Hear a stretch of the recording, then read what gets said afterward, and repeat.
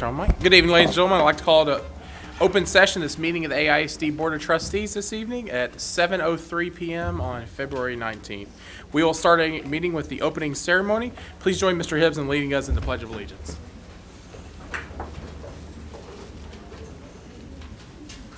Allegiance to the flag of the United States of America and to the republic for which it stands, one nation, under God, indivisible, with liberty and justice for all.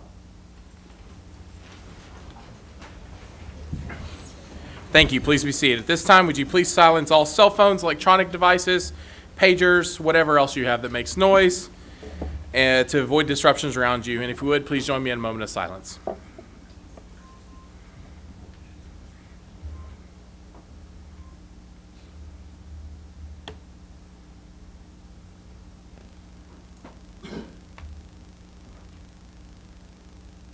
Thank you. As this is normally a work session, but tonight we are actually taking action. We don't have any program or presentation this evening, but the first item on the agenda we'll address is administrative appointments. Dr. Cavazos. Thank you, President Hogg, and I'd like to recommend that the board appoint the individuals discussed in closed session for Executive Director of Educational Support Services, Executive Director of Teaching and Learning, Assistant Principal for Seguin High School, and Assistant Principal for Webb Elementary. This time I'll accept a motion. I move that we accept the administration's recommendation. Second. I have a motion by Mr. Hibbs and a second by Ms. Solons. Any further discussion? Seeing none, please vote. 7 trustees present, 7 trustees vote in the affirmative. Congratulations, you've been approved. Dr. Cavazos, please introduce. Thank you, President Hogg, and I'd like to introduce our new Executive Director of Educational Support Services, Ms. Paula Long.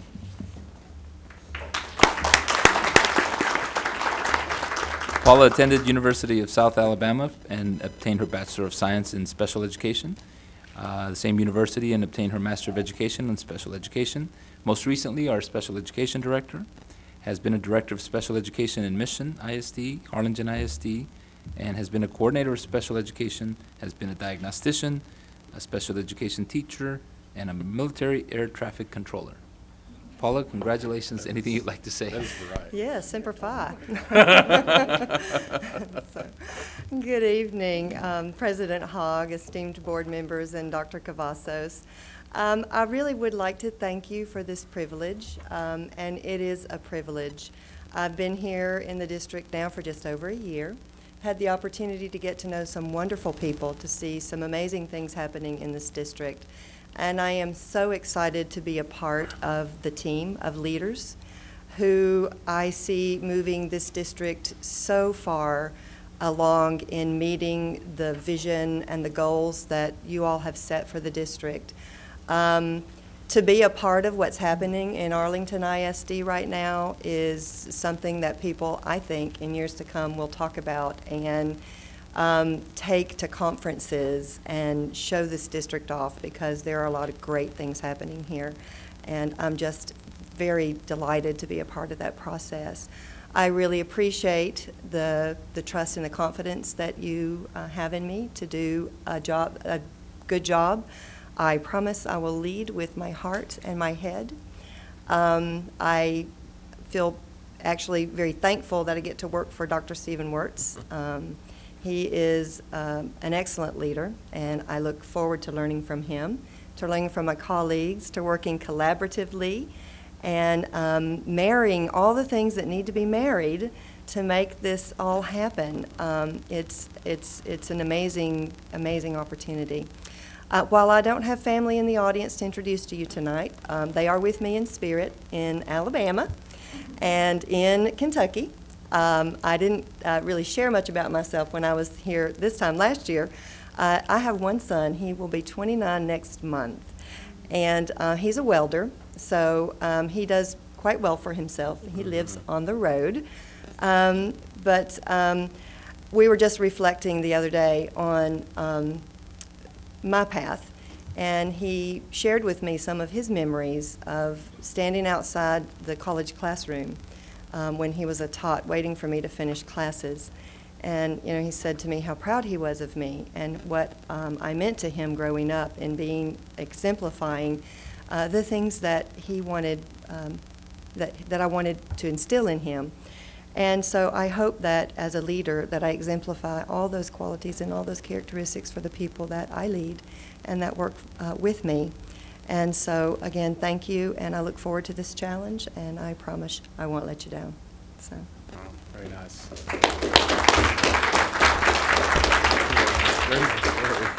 Next, I'd like to introduce our new Executive Director of Teaching and Learning, Dr. Jacqueline Kennedy.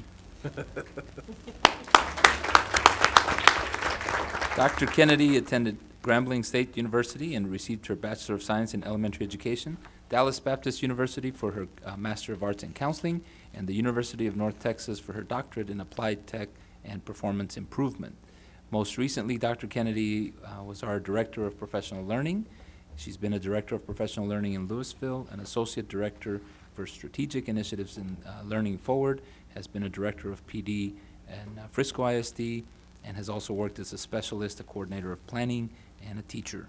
Dr. Kennedy, congratulations. Anything you'd like to say? Yes, thank you to the board and Dr. Cavazos and President Hogg. I appreciate it.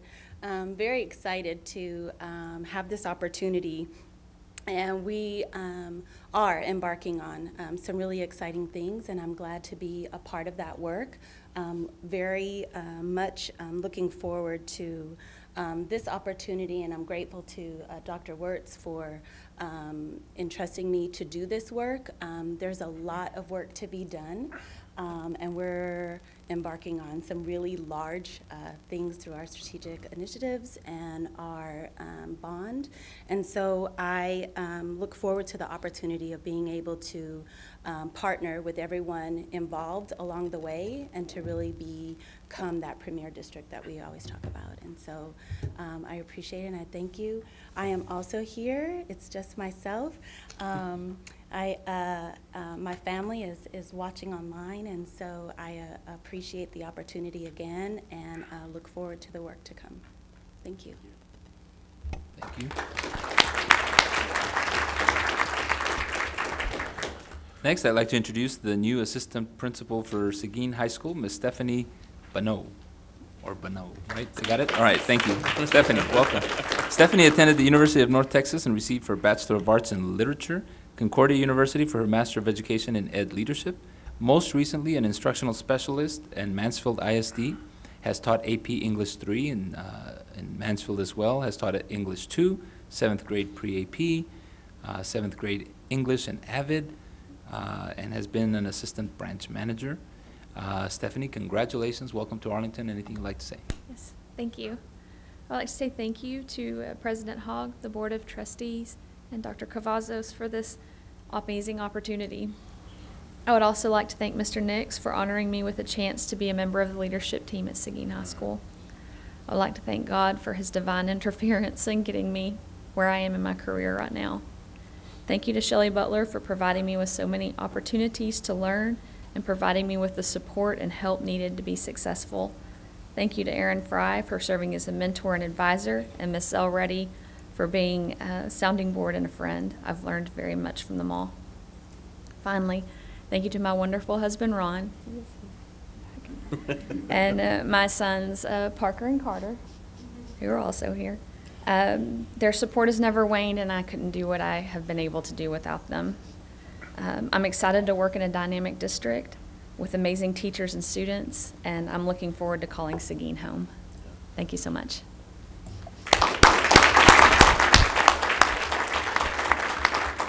Last but not least, I'd like to introduce our new Assistant Principal for Webb Elementary School, Ms. Veronica Aguinagua. Veronica attended Texas Women's University in Denton, obtained her Bachelor of Science in Interdisciplinary Studies, University of North Texas in Denton for her Master of Education in Guidance and Counseling, and the University of North Texas, Dallas for her Master in Education for Administration. Most recently, a counselor at Hutchinson Junior High School, and has also been a school counselor at the elementary level, and has been a 2nd and 5th grade bilingual teacher, and has worked in Irving and Louisville prior to that. So, Veronica, congratulations. Anything you'd like to say? Yes.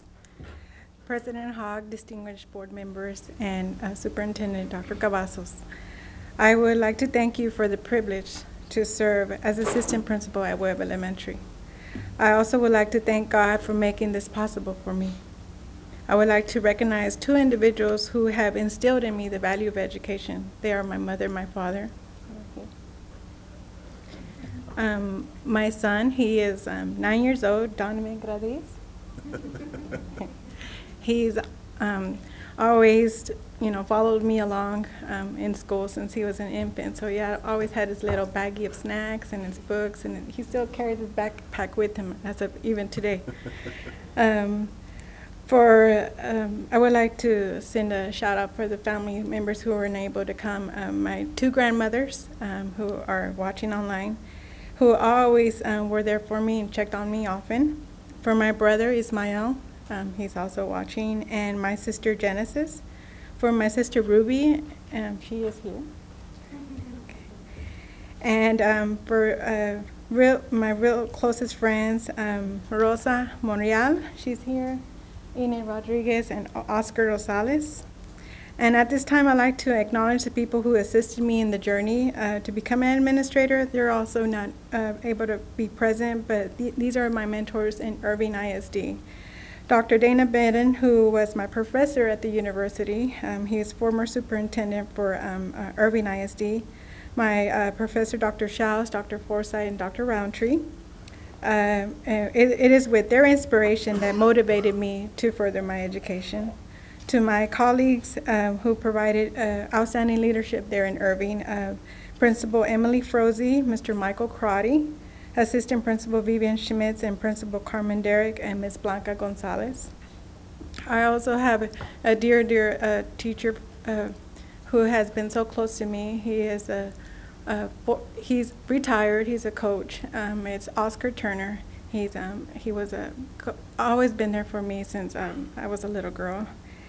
And next, I would like to thank the individuals who provided the mentoring, the support, and coaching I needed to be successful. To Ms. Acosta for modeling and sharing your wealth of knowledge. To Mr. Peterson and Mr. Collado for mentoring me in the process. To the Hutchison family for their support, especially to the counselors at Hutchison, Ms. Angela Hamberlin and Sophia Alvarez. Thank you. To Dr. Harbrick for placing your trust in me to serve on the administration team at Webb Elementary.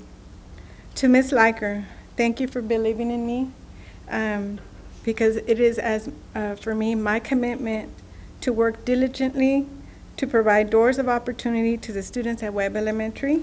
It is with great honor to serve at Webb, and I'm looking forward to meeting my new family. So go Webb Wallabies.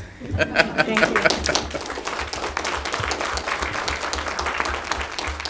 I like the Wallaby mascot every time. That catches me. And I like the thought also of the grandmothers getting online to watch this. So hello to the grandmothers. We have to give a special and thank you to all the family that was able to attend this evening. It means a lot to allow your appointees, your family members to take these appointments. So as is our custom with our appointees, please follow Mr. Kale out so we can have a short reception to officially welcome you to your new positions. Some of you to the district, some of you to new positions. And we will take a short reception to say hello, approximately 7:30, if not quicker. Thank you.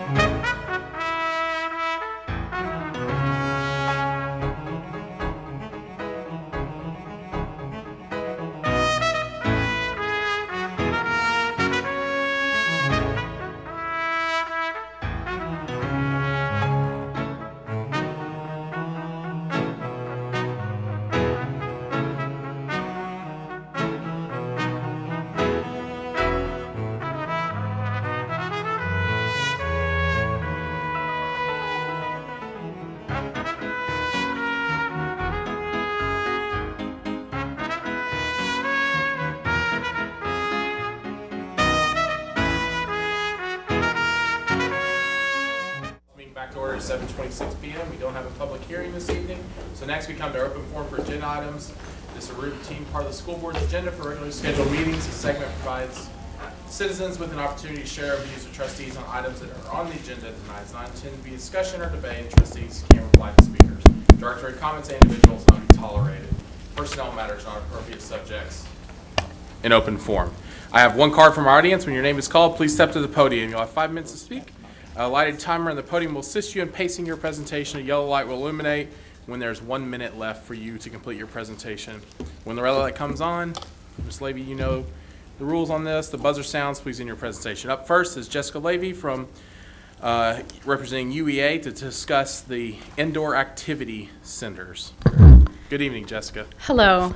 Good evening, President Hogg, members of the board, Dr. Cavazos. I'm here tonight not only representing UEA and not only representing coaches, but I'm here representing every female athlete in Arlington ISD. After viewing the recent blueprints of our new multi-purpose activity centers, I became concerned with the allotted space for our female athletes, and I brought some data with me to prove my point. At Seguin, the blueprints state that only about 1,200 square feet, so 1,200 square feet of the multi-million-dollar project is dedicated to female athletes. This is areas that cannot go, this doesn't include storage, this doesn't include areas that could be co-ed or weight rooms, things like that. So 1,200 square feet dedicated to 5 female sports. When I then compared it to the male athlete space dedicated to male athletes, the grand total came to over 7,200 square feet. That's over 7,000 square feet for the male athletes. If you then take a look and narrow it down just to football, 6,000 square feet is dedicated to football. So that's 1,200 square feet for 5 sports and 6,000 square feet for 1. Some will argue that these sports are moving into a new facility and there'll be more room in the old facility for girls. But our ever-growing number of indoor female athletes are in desperate need of this space already. Before you approve the 6 multi-purpose, multi-million-dollar facilities, please take a closer look at what is allotted for our young ladies. Please guarantee our young ladies are being treated equally and justly when compared to their male counterparts. Pushing the vote to a later meeting and making sure that we are in compliance with Title IX now will cost the district nothing. I know you will make the best choice for our girls. Thank you. Thank you, Ms. Levy. Next up on our agenda is discussion action items.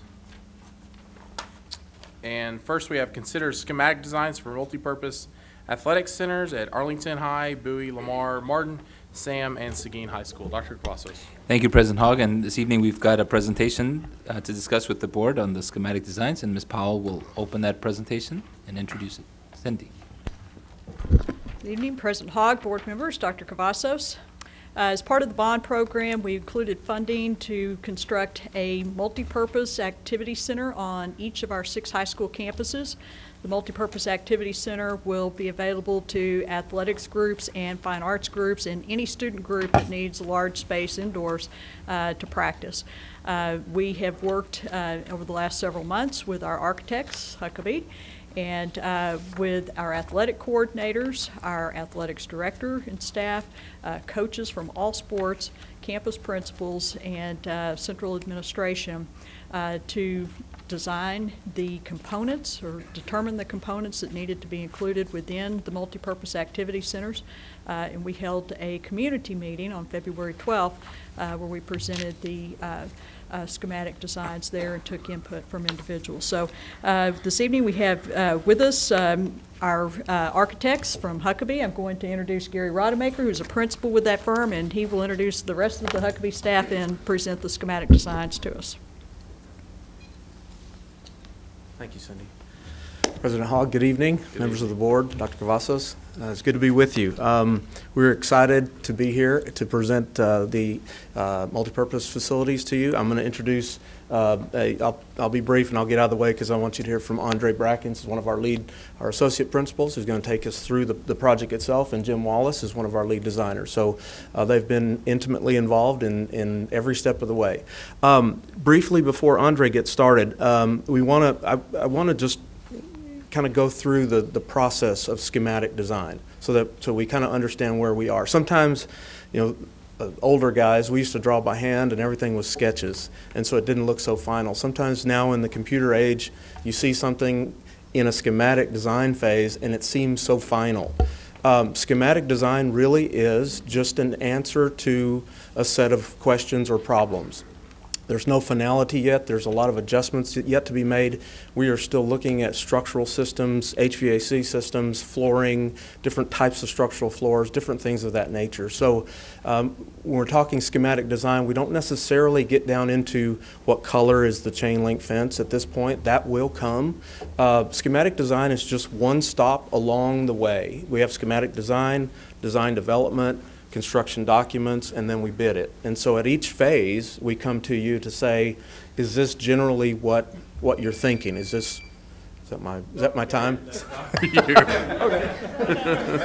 Okay. We need you to continue, please. Yes. Thank you. Wow. Oh, Jessica usually doesn't leave a lot of time, so thank you. I don't even have any notes to refer to. Okay.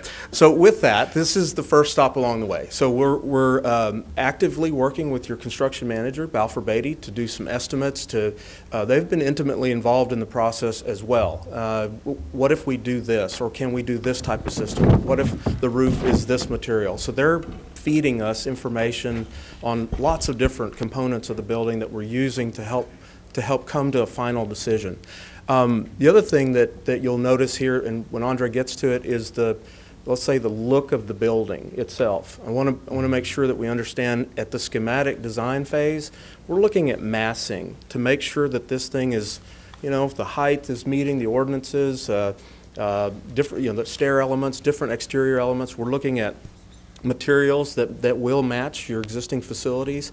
So when you see these in terms of colors and different things, materials, at this point, we're not there yet. We will get there, and I can assure you that these buildings will blend in with the fabric of your existing high school. So really just wanted to kind of mention what schematic design is, and then let Andre kind of take you through that. So Andre, if you would. Softball questions, hardball questions. Oh, yeah, thanks a lot. Thanks a lot. Well, President Hogg, members of the board, and Dr. Cavazos, thank you again for this opportunity to make the presentation.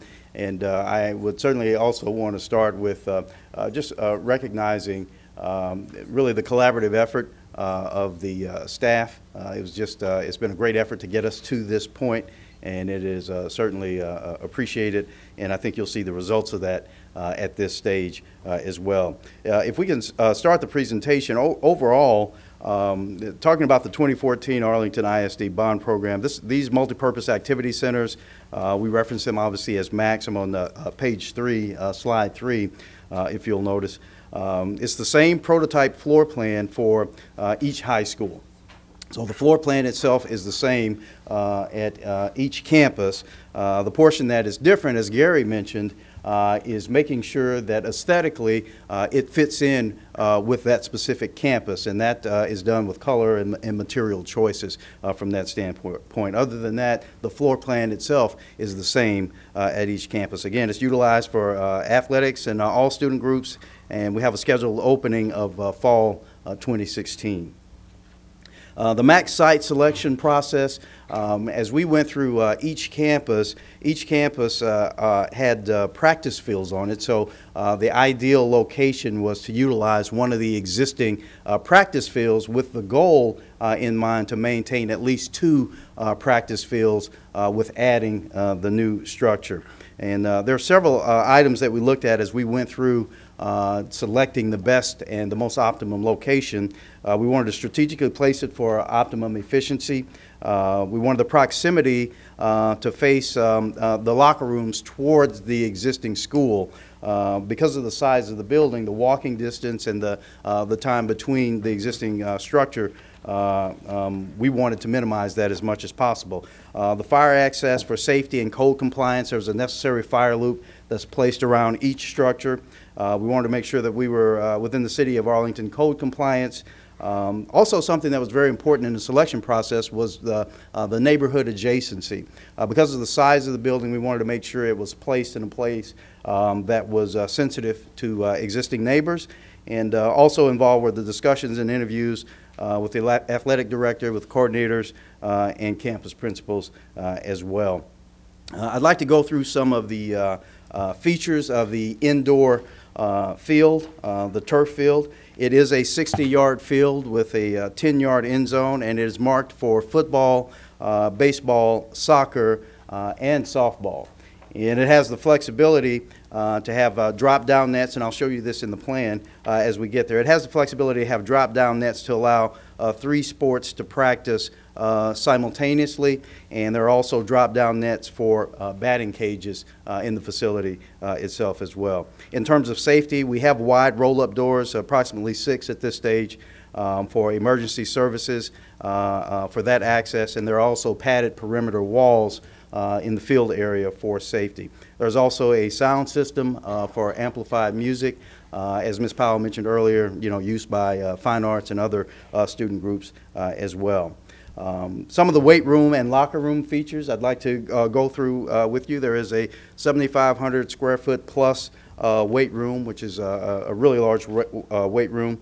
There's flexible locker room space that can be utilized at the discretion of each campus. There's a large team meeting room that can be used as a study hall as well, and it is divisible into smaller rooms for simultaneous meetings, and there is also equipment storage as well. If we go through each site, and the sites are listed once again alphabetically, just to familiarize you with the graphic, the blue portion represents the new multipurpose activity center. The green portion represents the practice field and existing tennis courts, and the gray portion graphically represents the existing high school portion. So what I'd like to do first is go through each site, and then we will specifically address the floor plan. The first site obviously is Arlington High School, and you'll notice where it is placed. It allows for 2 practice fields, and there's also an adjacency that I'd like to bring your attention to. If you notice here, these represent homes, basically the neighbors. So we wanted a buffer. We wanted to place a practice field in between the neighbors and the new facility at this particular location, once again to be sensitive to the neighbors. Again, this portion represents the closest to the existing high school, again, to take away some of the travel time and travel distance to the multipurpose activity center itself. You'll see some new parking as well to accommodate coaches who are utilizing the offices, but the student parking is still existing as it is. This does not accommodate new student parking, but these are just additional spaces for the coaches utilizing the offices. So that is Arlington High School. Next, you will see the site plan for Bowie, and you'll notice here there are existing tennis courts that once again remain intact, and there's an adjacency to that, and once again the goal to maintain the 2 practice fields adjacent to the new activity center is there, and you'll notice that the locker room and weight room area is once again designed to be positioned closest to the existing high school. And real quick Yes. question while you're going through these. Yes. Because if I'm understanding, all these were empty fields currently right now. Correct. Like practice fields. So we're not replacing parking lot or anything in essence, right? Just a clarification. Correct. Okay. Correct. Yeah, these are. No, I just wanted, as we're going through that, in case there was one to address, Okay. but The clarification, please, okay. yeah, thank you. All right. And so also in this example, what I'd like to bring to your attention is that we did have to be sensitive to the fire access. And so in this case, rather than a loop all the way around the building, you'll notice there's a turnaround so that fire and safety vehicles can still have the access and maintain the code requirements by the city, and still make sure that we have that covered. Okay. Next site, again, we'll take a look at Lamar, and once again, you'll notice the positioning here. We were able to have a fire loop around the entire facility in this location, and once again maintain the 2 practice fields. And in using the existing practice field, several things that we also wanted to accomplish were not to disturb any of the existing, as much as we could, any of the existing softball or baseball fields, so that once again it would be cost effective and placed in an area that didn't disturb any of the existing items as much as we possibly could. Okay. Next we have Martin High School, and here you'll note once again a loop to take care of the fire access, the 2 practice fields that we're able to maintain, and then once again the location of the weight room and locker room towards the existing facility and adjacency to the existing tennis courts. Going to Sam Houston High School, you'll see the adjacency to the existing tennis courts and the positioning between the existing stadium and field, and also the practice fields that we're able to maintain in that area. And for Seguin, once again, there was a lot of property available in terms of placement, and in going through this site selection, we did look at least 2 or 3 areas possible in terms of placement of the MAC, and we were able to once again use all the information that we garnered through the interviews and also through cost effectiveness and optimum placement to ultimately come to this position. Here, Seguin is fortunate to have currently 3 existing practice fields, just based on the amount of space that is available, and it is adjacent to the tennis courts. And once again, you see the existing Seguin facility here in gray in the graphic. So that really covers our site plan portion, and if we could, I'll go ahead and move to an overview of the floor plan, and we will start with the first floor, and you'll notice that just to differentiate the spaces, you'll notice that it's color-coded, and I will start first with the practice field, and once again, it is a 60-yard field with a 10-yard end zone and space at either end, and also space on the sides of the practice field itself. On either side of the field, you'll notice this graphic represents the overhead doors, which are generally raised during the time when the activity center is being used or when the field is being utilized. And you'll also notice this dotted line represents the drop-down netting that I alluded to earlier that allows the use of simultaneous practice activities going on in those very large spaces as well.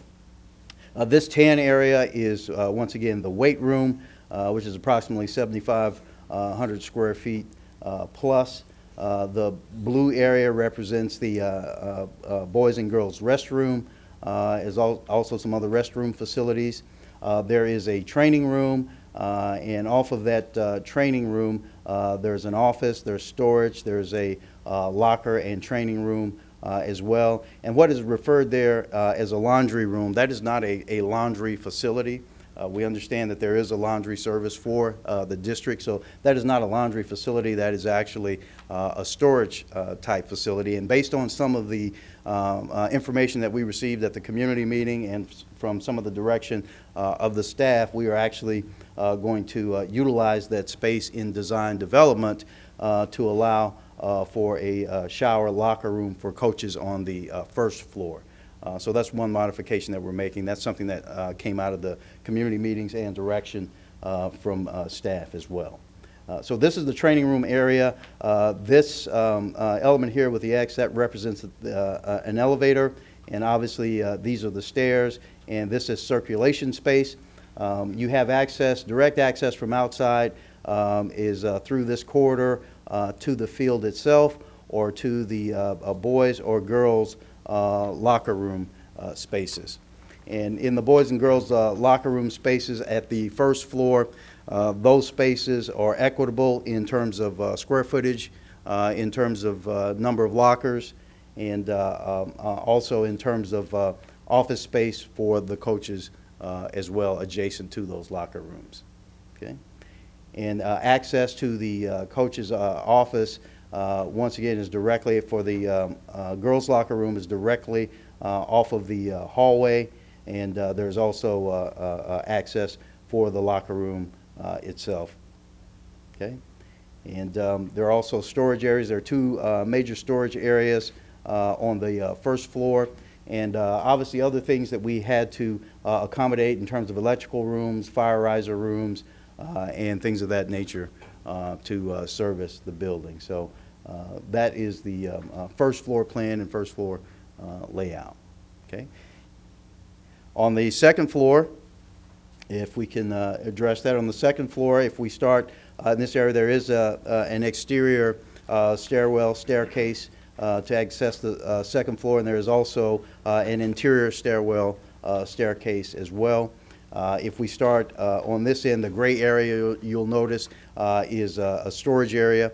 There is also, obviously, for the football, there are varsity locker rooms, there are sub-varsity locker rooms, and there are freshman locker rooms located in that area as well. And there is a common access circulation corridor and a common shower and toilet area servicing that area for the football locker rooms.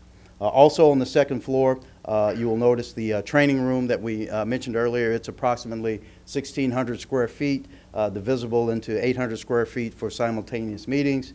And then we also, you'll notice this green area is the coach's office area, and there's an office specifically for the head coach, and then the other coaches as well, with a line of sight to the field itself through some type of glass and glazing. And there is an observation deck immediately off the coach's office area, and there is also an observation deck at the opposite end of the field for filming, for video, and for direction as well. And so that really summarizes overall the floor plan area, and I'd be happy to address any specific questions that you may have. Perfect, thank you. Ms. Sullins.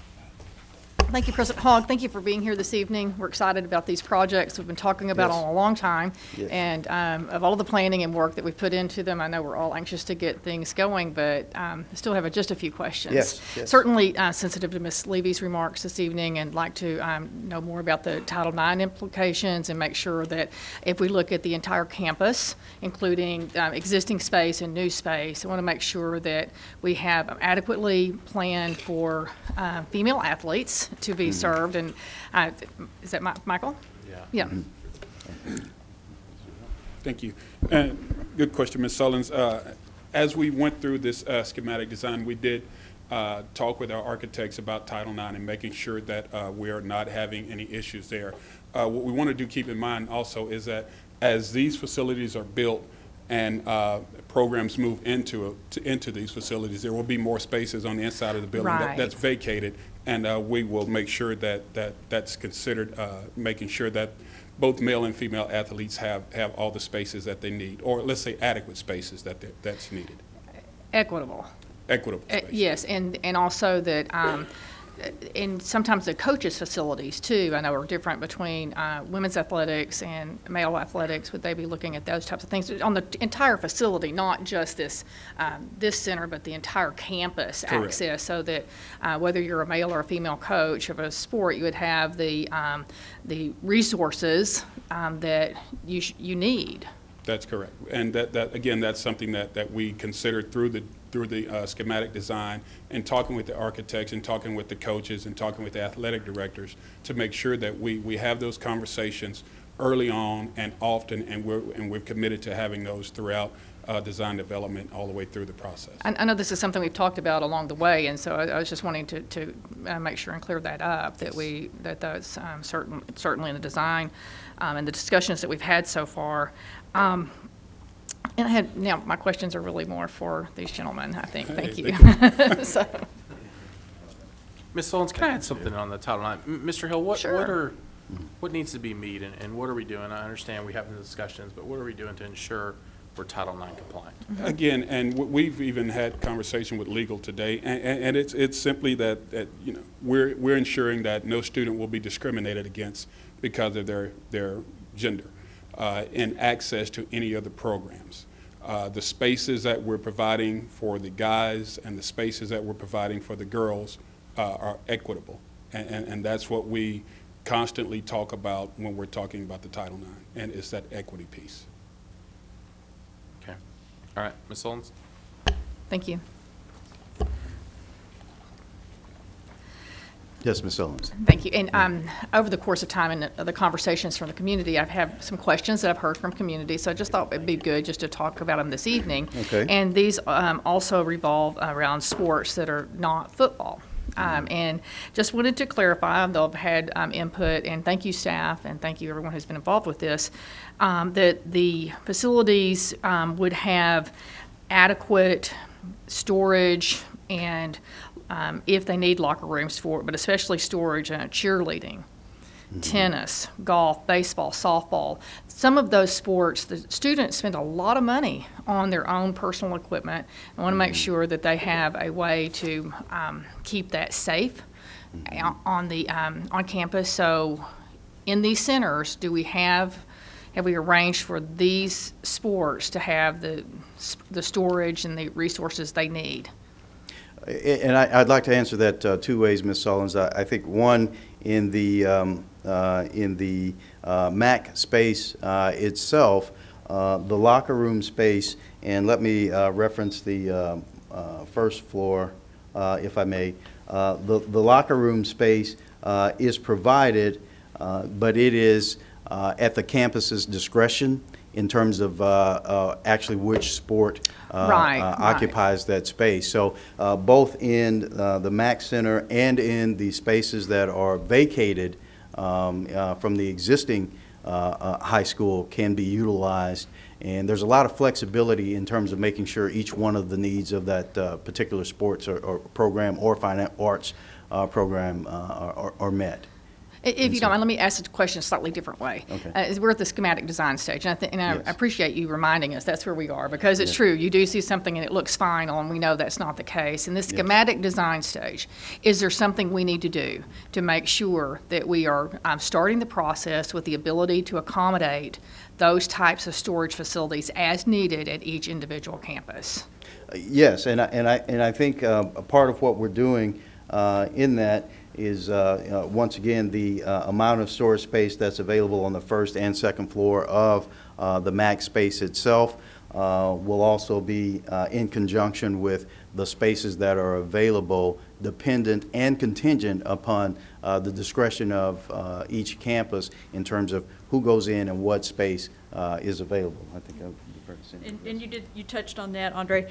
Also, I think part of your question has to do with securing equipment, especially stuff that kids purchase themselves. So the lockers will have the cage fronts that can be secured. So the lockers themselves are secured, and then certainly upstairs in the large storage area, and even downstairs in the smaller storage areas, those will be secured.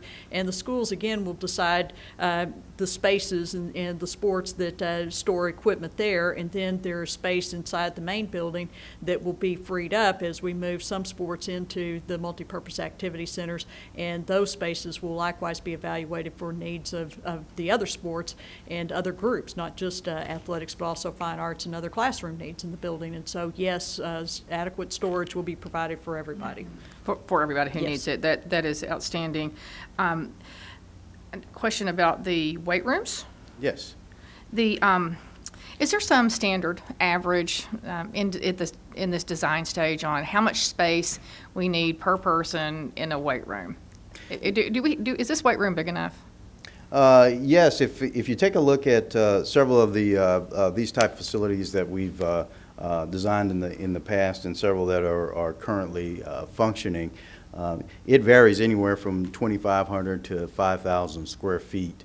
In terms of many of the facilities that we've done. What's the student load in that classroom at one time? If you consider the weight room a classroom, what's the student load in there? For 7,500, once again, that depends on the weight room layout, specifically how it's laid out, and at the schematic level, that could vary. And as we get into design development and know specifically what equipment is going to be utilized, then we can certainly answer that more specifically. Okay. Can I jump in on that? I think something that might help is to know the difference of what we have existing versus this. Okay. to see the difference. Okay. I don't know if you do or. And that's something, Dr. Rice, that we did look at. And this facility at 7,500 plus square feet is 3 times some campuses' weight room size right now, and in some cases it's double what we're working with right now. And I think that's an interesting thing to look at, and I think it's a great point, but what I'm looking at is moving forward, looking forward. What do we need to serve our students in the future? Because we know that for a long time, we did not have investment in this type of facility here, and so we know that our weight room, I just make sure there's access for all, and that we're going to do this, let's do it right, get it big enough right now, and it's great that it's more than what we have. But I just think that the most expensive thing is to build something that's, not the right size. But I'm not suggesting that it's not the right size. I just want to be sure of that. And then, and the last question is on the Arlington High schematic. See if I can. Last question for now. I promise I'll let go of the mic, guys. Okay. I promise. There we go. Yes, the site plan at Arlington. Right. Yes. I'm really sensitive to temporary buildings. Are those temporary buildings on the Park Row side in that parking lot? There's parking lot right by the multi-purpose activity center. It may not be a temporary building. I'm not quite. In this area, the gray buildings in this area? No, up by the Those are the tennis. field houses go. Up there. What's that rectangle? To your left. Yep, right there. Here? Bingo, right there. What's that? Yeah.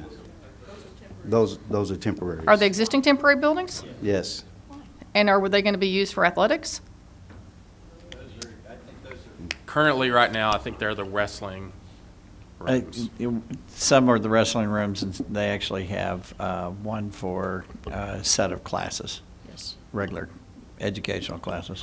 Will Arlington High have a mat wrestling room in this layout? The multipurpose activity center does not have a wrestling room inside it. Every campus will have a dedicated wrestling room, a mat room inside the building. And so I think right now the only 2 that don't have a dedicated space in the main building are Martin and Lamar. And so again, as we move sports out of the main building into the MAC, we'll be evaluating space inside the main building to find the appropriate space to create that mat room in those 2 that don't have a dedicated space already. Temporaries just always catch my eye, so I'm going to be consistent on those that. are existing. So, I know I've had a lot of questions. I'm going to turn over the mic, and I'm really proud of this work. I'm very excited about these facilities, but I want to make sure that what we do serves our students. So that's it for me right now, President Hall. Thank you, Ms. Sullins. Ms. Pena. I'm excited too, but we got to do it right. Yes. And do it right the first time. Yes, Ms. Payne. One of the things you addressed was safety, Yes. and we know that everybody knows what I'm going to ask, right? Tornadoes. Mm-hmm. Where are we going to put the kids in the event of a big storm? Where's the safety area? Well, it would be the locker room area. On the second floor? No, first, Okay. first floor locker room area and/or existing facility. And that will accommodate all the students that would be in that building at that time? Yes. Okay, that was one question that I had. Another question was, on the first floor, you have offices listed. Yes. And then on the second floor, you have head coach and coach's offices listed. What's the difference? Just differentiating, the coaches' offices at the second floor in the football area accommodates approximately, it's an open office area that accommodates approximately 13 to 14 coaches. Well, what are the other offices for on the first floor? The other sports. Let me see here. I'm sorry. Yeah. The coaches for the other sports. Okay. On those offices for the ladies' locker room? On the other sports, wrestling, one of them, typically the coach for that team for females is a male. It opens right into the ladies' locker room. Well, and that's another thing. Remember, this is schematic design. Right, and that's why I'm bringing it now. Yeah, that will be addressed definitely during design development. Okay, and that was one of my concerns, because I do know, I mean, one of the facilities that I've visited that exist now, like at Lamar, to me, that is one of the worst case scenarios of having where the offices are and the female facilities. So I want to make sure that that's addressed, so that if that office is there, and there are male coaches going to be in there, I don't think it should have a door going into the female locker rooms. Agreed. Okay. Definitely agreed, and that's actually one of the design concepts we use on this type of facility, is having that door directly off the hallway and then no door directly into the locker room itself, especially for situations where you have male coaches over female sports or female athletes or vice versa. All right, that was my main concern. Thank you. All right. You're welcome. Thank you, Ms. Pena. Thank you, Ms. Pena. Mr. Hibbs. Ms. Pena, that was a great point, because that was one of the things that I was looking at. I've actually visited 7 of these different facilities across the state. 3 of them, or 4 of them actually in the Metroplex, and then some beyond. And conceptually, they're pretty much all the same. Conceptually, they're very much the same. And what they bring to all sports, men and women, adds great opportunity and impact across the board. Agreed. Yes. And the expansion of what these are going to be offering, not only to our sports, but into our fine arts, and the ability for the band to be able to practice inside off of hot tarmacs during the course of the summer, is going to be tremendous. I'm just excited about it. Overall size, overall square footage of the building, do you have a total number of what the total square footage is? Yes, Mr. Hibbs, it is 77,699 square feet. Okay. And that's with a first floor footprint of 62,651 and a second floor of 15,048. Okay. I'm glad you just gave me those numbers. Okay, so we got 77,000, almost 78,000 total square footage in this building. Yes.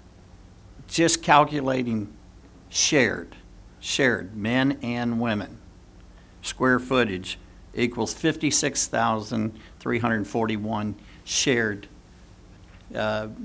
space. That means boys, girls are going to all be able to share 56,000 of it. Yes. On the first floor alone, that's leaving less than 7,000 square feet difference. That tells me that we're giving great access and great opportunity. Never had before. A few years ago, you know that I was one of those that wanted to champion the causes to be able to get turf at the individual schools. And the reason for that, a lot of people would say, John, you're a football guy. But what a lot of people didn't realize is that at one school alone, over the course of 1 year, we had 29 soccer games, sub-varsity freshman games that were canceled because our fields were in poor shape. You couldn't play on those fields. Yes. Not because it was the weather elements may have been bad on the day of that game, but they were leading up to that game. And a soccer ball can only go so far in mud. Or in holes. This is giving such great, that solved an issue. So, you know, I'm glad that football had something. I'm glad that soccer has the ability. But even more is the access that all students have. Yes. Now, bands are being able to perform on like fields that they were able to do. Yes. I wish I could hold a note. I can't. I'm the only one ever thrown out of a church choir for being an octave too low. But when I go up to one of our high schools during the middle of the summer and seeing these kids out in the parking lot at 4:30, 5 o'clock when it's 110 degrees, you know, that's just not right. with these big fans, and we won't tell them what the real names are. Yeah. But you can only imagine, they're big fans. Yeah. That cools these fields down tremendously with the covered roof and everything else, instead of it being 110, 140 down on the turf level.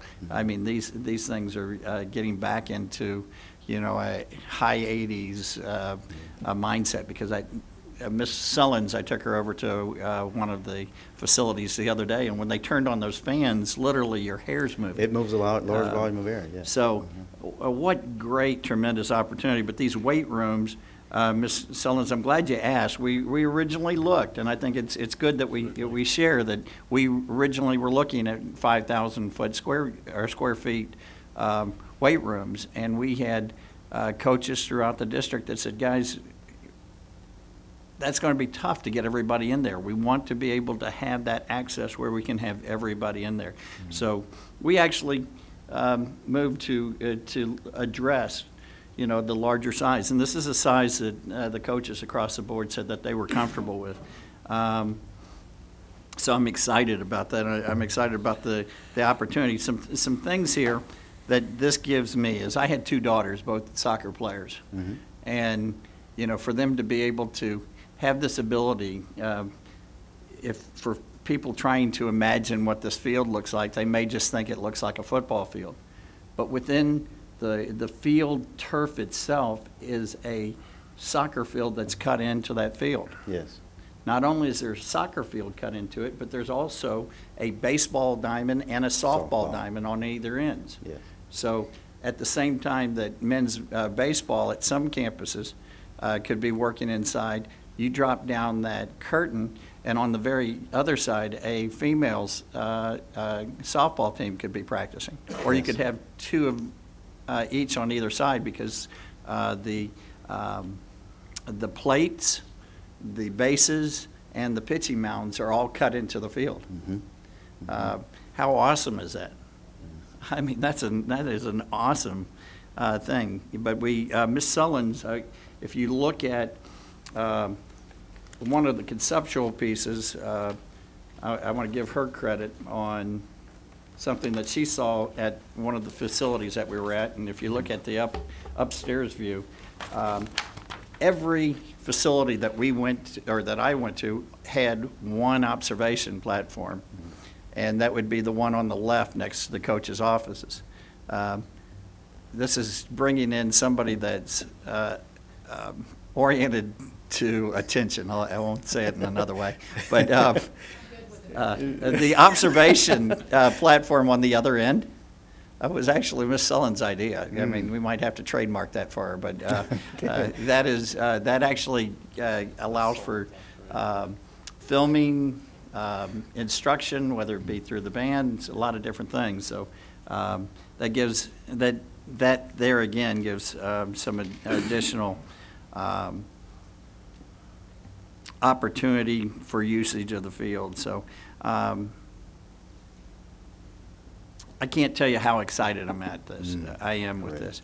I think that if any person just goes and says, okay, the locker room size is a little bit different.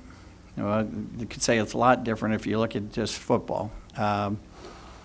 But if we've got the access and we have the ability to have everybody in and have the opportunity to change, if they're with, in appropriate quarters, I think what we're offering this district, our students, and those that are leading them is exceptional opportunity. Absolutely tremendous. So I'm going to leave it at that.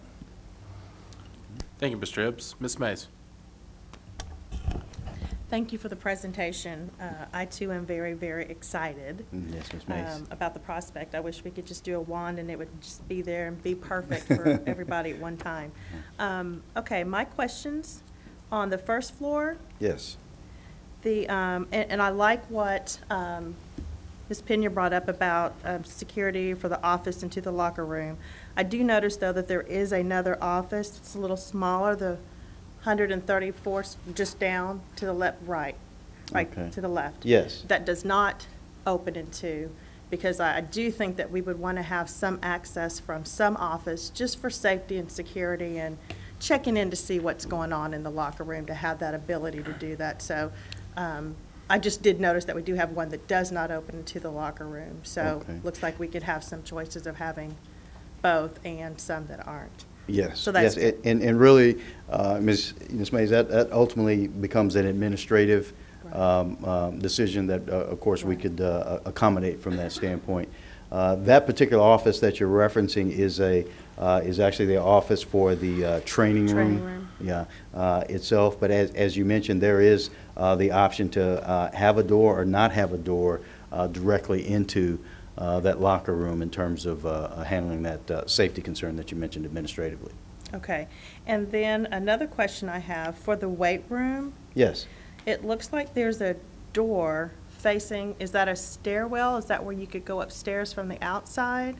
No, that's actually at the first level, and it gives access to the direct exterior at the first floor level. This second floor actually opens onto, and if I can show you the second floor plan here, it's just a continuation of the stair into this access corridor at the second floor. So that first floor door that you're seeing is actually at ground level. Okay. And there is I did want to show you the perspectives so that you get some idea. If you see in the perspective, this is the door that you're referencing, and it is at the first floor level, and then you see the stairs that go over the top of it. And this is the weight room area and that door that you're referencing. Okay. To have that door there, is that a security reason? Was that something that was brought up in the discussions? Is there a reason why we need to have a door from the outside going directly into our weight room? Yeah, part of the reason is because of exiting, because of the size of the room. Right, okay. We have to address the code egress requirements. Okay. Okay. And then, my other question, for the Jamie observation platform on the second floor?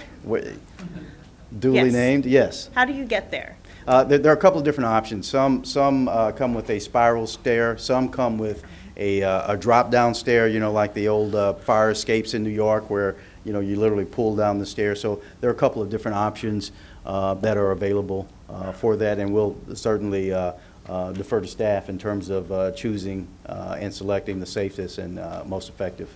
Okay, but there won't be like a mezzanine or anything where you would be walking along on the second floor? It'll be some way of coming from the first floor? Right, exactly, just to access the platform itself. Yes. Okay. Okay, then I have a question for Mr. Hill or Powell. Okay. Yes, ma'am. Hi. Hi. When we had the discussions, I know coaches were involved. Did you hear any concern or any questions that were brought up by any of the female coaches, which I know we have very good, very vocal female coaches? Was there any concern? Was there anything said? Again, when we went through this process and with Huckabee, we interviewed over 200 coaches through several days on the campuses, and the concerns that were brought were consistent with regard to just the spaces that they needed, locker space, locker sizes, and things of that nature. But anything that was, you know, that would make us think, well, we really need to take a step back, we didn't get that throughout the process. Okay. Okay, those are my only questions. Thank you. Thank you, Ms. Mays. Dr. Rush. Thank you, President Hogg. I have a couple of questions just for clarity with the baseball, soccer, softball space that's able to be used. I'm looking at the office space, and obviously that's going to be each campus's decision. Right. Is there a predominant layout that you see typically in these types of centers as far as, obviously football on the second floor, they own it. They've got everything they need there. That's all football. Mm-hmm. But on the bottom floor, we've got a trainer office, we've got two other offices, and that's obviously not going to be enough space to permanently house all the coaches for those other sports. What do you typically see predominantly in other facilities that are online? Well, typically, Dr. Rush, what we see is that basically a large office open area. So it is basically a shared space that accommodates several coaches. So for example, typically an office like what we're showing here, you would have 2 to 3 to possibly 4 coaches in those offices for multiple sports. From that standpoint. In other facilities that we've done, it is basically a coaching pool, almost if you will, in terms of accommodating the numbers of coaches and different sports. And several coaches actually cross over in sports as well. Right. From that standpoint. So, Right. Yeah. But if I can interject, that's a key thing, because if you remember, within our district, coaches are required to teach multiple sports. Yep. And it's very common that you have a baseball coach that's also your football coach.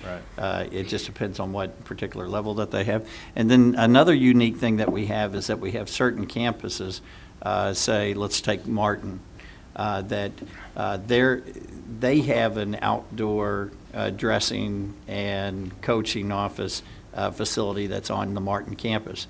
So they may choose not even to be within that particular facility, which just frees up additional space, to either, for a locker room space, whatever it may be. And I think that's what, if we're working correctly, we're going to be able to allocate that space inside and out where it's very equitable. Mm-hmm. Mm-hmm. Yeah, and I'm really excited that the students won't have to be lockerless, so to speak, which many are right now. Yes, yes. And that's a lot of expensive equipment and a lot to be toting around and having at risk just exposed somewhere.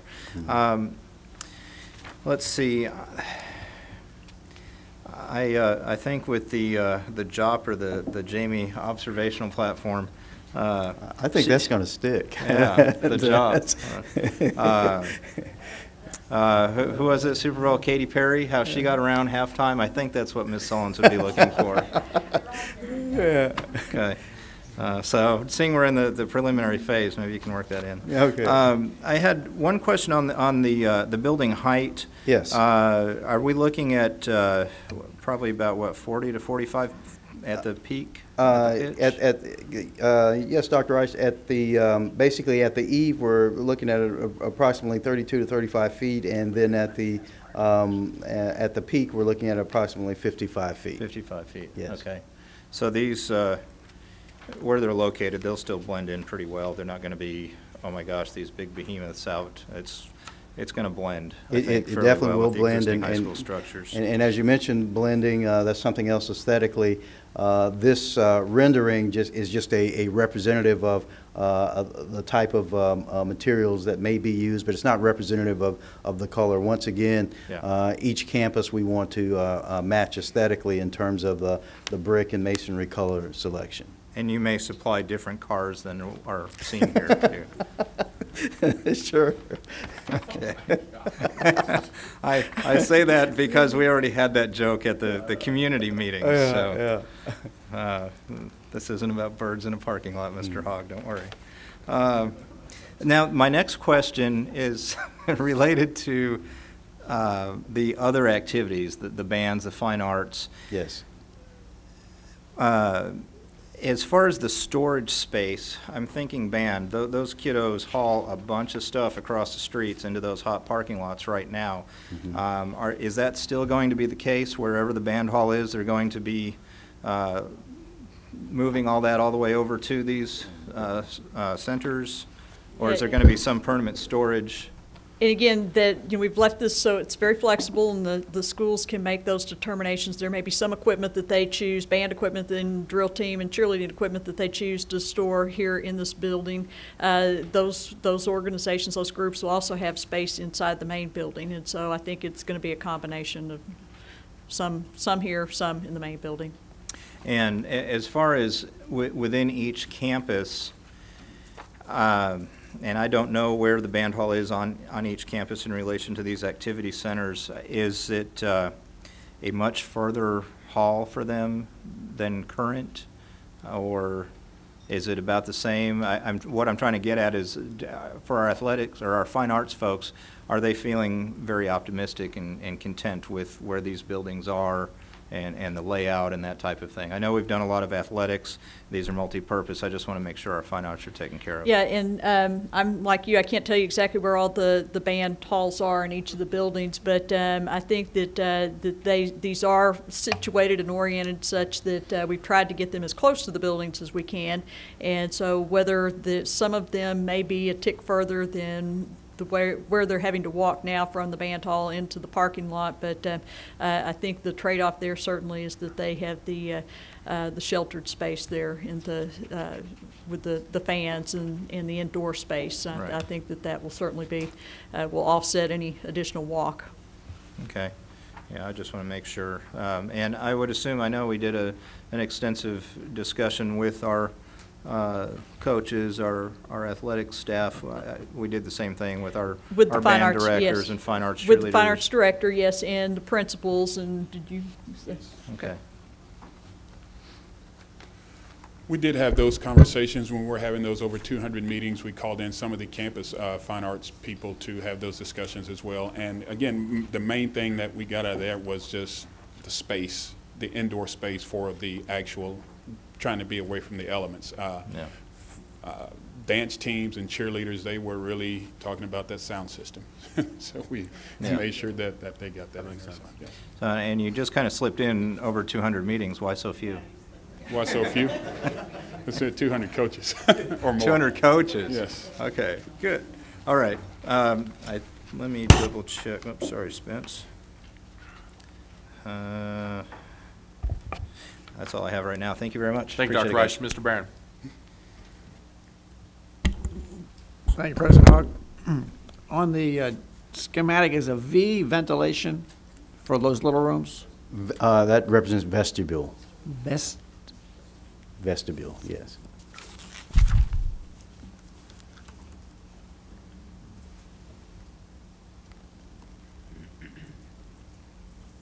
Okay.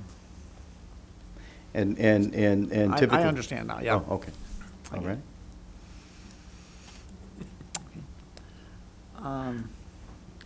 I don't see a film room for the football team. There's part of that big room up on the second floor, part to be designed to be a film room? Yes, sir, Mr. Barron. If you'll notice, it is designed. It is multi-purpose in that aspect of being a team room, a meeting room, and a film room, and also a study hall. Okay. As well. Did we build that into the cost of the building? That equipment? The film equipment? Yeah. Cindy, is that part of the? Oh, I'm sorry. Is that part of the? Yes, it is part of the furniture, fixtures, and equipment piece of the budget. Mm-hmm. And so we'll purchase the equipment as needed there. Okay. For that room, that space. Gotcha. Here's a good one now. Will there be a building coordinator who decides who gets what and who uses what when? Yeah. I'll defer to Stan. Yeah, and so today, and I'll let Mr. Hill answer as well, but today each building typically assigns duties to an assistant principal for arranging for use spaces. And so I think this will be the same. Certainly, I think the athletic coordinator will have a large hand in that as well. And so, Mr. Hill, you want to add to that? That's correct. It's at a secondary campus, it's prime real estate, if you will, and it's. I don't want the band director out there fighting with the football coach. Yes, we have those same, I guess, needs for gymnasiums now when the weather is inclement. Sure. So we would treat this facility the same way. It's all about coordinating and scheduling, and so that's what we're going to task the principals with, is to make sure that that there's equity in use for the facilities for all programs. And it will be, it will be monitored, yes. Mr. Barron, could I interject one thing right there, too? We're talking about that team room, and I think some people would just assume that team room means that would be football because it's upstairs. That team room at just about every campus that I went to, they use that for booster club meetings for all sports. They use that for, for sports to bring in their individuals. There's times that kids are needing to have study hall. So that is a multi-purpose team room too. So it's not just saying, okay, the football's assigned that one room all the time either. So I think it's. So when we refer to the second floor as the football floor, that's not exactly true? No, because also down there at the bottom of the picture where you see the storage, the big gray thing, that storage is general storage. It's not just football. That would be football, that would be not volleyball, but soccer, track, any other sports that you might have. That would be, they're large items, that they may be storing. Uniforms, it could be a number of different things. At most of the facilities that those are actually like caged, individual metal caged spaces for each, designated for each team too.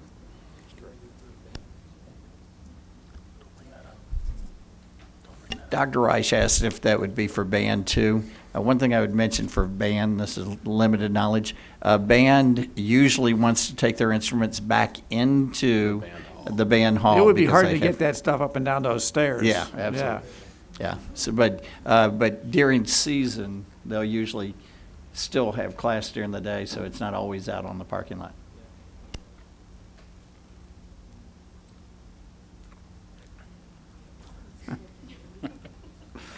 The incredulity is just glowing from my face today. Thank you, Mr. Hill. Thank you. I like the design. I think it's going to be a good building. I worked with the one at Grand Prairie for a couple of years, and it was great. Okay. Thank you, Mr. Barron. Thank you. Yes, sir. Thank you, Mr. Barron. Ms. Pena.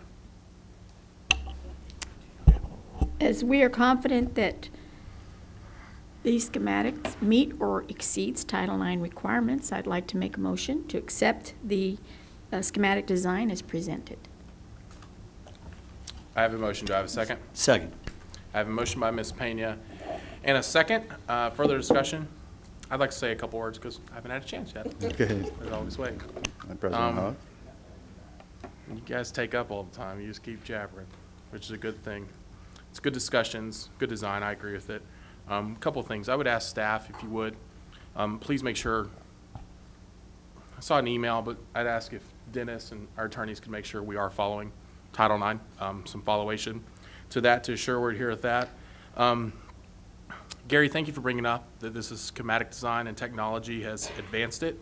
These are not blueprints, correct? Correct.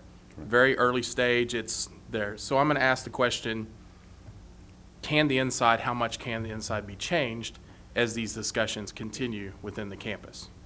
Well, that's part of the DD phase, the design development, and that's what it's intended to be, because as we get into... You've got to get the foundation, the outside structure, make sure, let the structural engineers do their work to make sure all the weight bearing can be met. Correct. And if I could just address that, at schematic, although it looks final, we generally need to keep moving to stay on schedule. So within the confines of the building, if we need to move a wall, we need to move a door, add a door, different things like that. Now, if we start adding to the building or the second floor gets bigger, different things like that, then that can slow us down schedule-wise. So we do need to keep marching forward, always keeping in mind that there's some flexibility if we need to add a closet, take one away, add a storage room, things of that nature. So.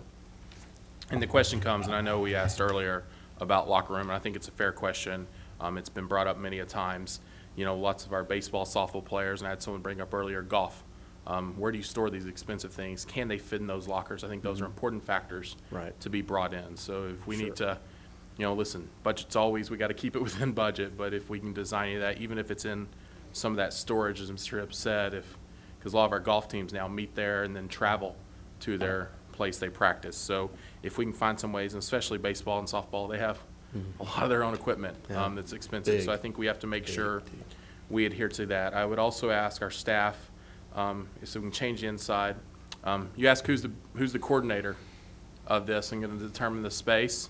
I think our campus leader, the principal, is making somewhat the final say on how things are allocated and built into their space, with coordination from our athletic director, our assistant athletic directors, and our fine arts directors, all involved in that. So I would ask that, and I would also make sure that all of our coaches have been addressed. Not trust our athletic coordinators, but their job's then to address it with all the coaches. So, and not just one sport, not one sex of a sport, but all of them that'd be addressed on that. It's a great design. I think it's good. I think one more question. I'll get you, Mr. Barron, in just a second. I think the last thing we have to make sure, these facilities also have the potential, with our location in town, to be rented out many times on weekends. So I think we have to make sure we address it, Gary, as we're going forward. Of, Ms. Payne always talks about security. How does it enter? How do things lock in? I think that gets into the next stages to that step as they're rented out. As someone in the summer holds a state 7-on-7 tournament, can they rent these 6 areas and have it flexible? I think we have to take that in consideration. Mr. Barron, one final question. Yeah, real quick. We're talking about the campuses allocating the space, but not changing the spaces. In other words, campuses aren't going to come in and say, well, I want that room over there and this room over here. The general structure We're giving them a standardized plan. You have basic flexibility. Is that correct, Mr. Rademacher? Yes. I'm thinking no flexibility at the campus level. Once what the thought process is, and what we've had all the way through, is that whatever footprint we set for one campus, it would be six of the same. Yeah. It would be the prototype. But within, if we need to move a wall on one, then we move it on all. Okay. So basic footprint for all of them. Right. Same. But and maybe I mean flexibility. I didn't talk about moving walls or anything like that, but some of the. You're talking about who lives where. That's right. Yeah. That's what I'm talking about. If one school says, hey, we need 3 teams in this locker room, whereas one says we only need 2 in this locker room, there's some flexibility. Sure, and that's where I was absolutely, meeting on that, Mr. Barron. Perfect. We have a motion by Ms. Pena and a second by Mr. Hibbs, I'm pretty sure. At this time, any further discussion? Seeing none, please vote for approval of schematic designs. 7 trustees present, 7 trustees voting in the affirmative. Thank you to the team at Huckabee. We look forward to seeing you more and getting into deep blueprints and reviewing this. I also have to thank board members who spent extra time on this, the committee, Mr. Hibbs, Ms. Solons, myself, and Ms. Solons. The observation decks are nice. Until you've had to be up there on one, you may not want to name it after yourself just yet. So they're pretty small and pretty metal, and let's see how they look, and then we'll determine. Thank you so much. Thank you to the team. Thank you, board. Thank you. Next, we will move to consent items. Ms. Powell, please share with us our consent agenda for the evening. Thank you, President Hogg, board members, Dr. Cavazos. There are 2 bids on the agenda this evening for your consideration, and in both cases, the administration recommends the lowest bids and the bids that represent the best value to the district. Thank you, Ms. Powell. At this time, I'd be willing to accept a motion. Move to approve. Second. I have a motion by Ms. Solons and a second by Ms. Pena. Any further discussion? Seeing none, please vote. 7 trustees present, 7 trustees in the affirmative. Thank you, Ms. Powell, for putting that together. We passed the consent agenda. Next, we'll move to second quarterly review of 2014-15 action plans with our familiar face in the audience coming in, and Dr. Cavazos. Thank you, President Hogg, and I turn it right over to Lane Say. Thank you, Lane, for being here and providing the update for our strategic plan. Great. Welcome. Thank you. I'm glad to be here, and that was a fascinating discussion. I'm glad I got to hear that. So. See, Ms. Say, all this strategic plan work is led to actual accomplishment. See all the pieces and parts of That's it right. here. In the second review, which covers the time period from October to December, we went through with staff all of the activities that had been completed that were scheduled for this quarter and updated those in the status column of the action plan documents. In a couple of cases, we made some minor changes to the completion dates. And we did add one new strategy and activities regarding the development of the new strategic plan. So that is a change from what was originally within the action plans for this year. So I'm going to go through, and again, this is only a highlight of some of the things that have taken place in the second quarter. You know, if you want to see it all, you have to go back to that multi-page document to see all of the detail of it. But through this summary, we'll just highlight those things that are some of the major activities. In terms of MPE, 85% of the campuses by the end of December had their autonomies already approved by or before that date. The remaining ones were under study by a review committee made up of senior leadership. So those autonomies are pretty much well in place. In terms of the instructional model, that training is continuing at the pilot campuses and at the 15 elementary and the secondary campus teams. In terms of the curriculum audit, in this particular quarter, there was a lot of work done to focus on some of the recommendations from the curriculum audit. And I've listed these for the actual curriculum and instruction division has been reorganized into the academic, what's the name of it again? The Academic services. Yeah. Yeah. Okay, want to make sure I got that right. And they have undergone a planning effort so they can make sure that they are coordinating their priorities across the curriculum, former curriculum division. Another big initiative that came out of the curriculum audit is the development of the process in terms of curriculum revision in the core content areas. So this will give some more specific direction to how that process will take place. And then another recommendation is the evaluating the student assessment program and aligning that with curriculum instruction to be sure that those two pieces are well coordinated to enhance student instructional time and better align those two. And they're also looking at the program evaluation process and how that can move forward in a systematic way. The fourth recommendation that was addressed is the revising the whole CNI budgeting process so that they're aligning the priorities based on student needs, analyzing the data, and then basing their budget requests and priorities on the needs reflected in the data. Goal 1 continued in the data dashboard, which is focusing on track to graduation.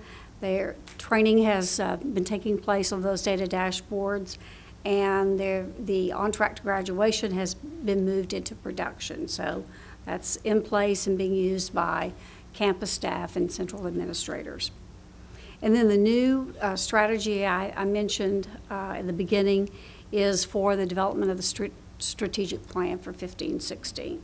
So that process is detailed in an action plan.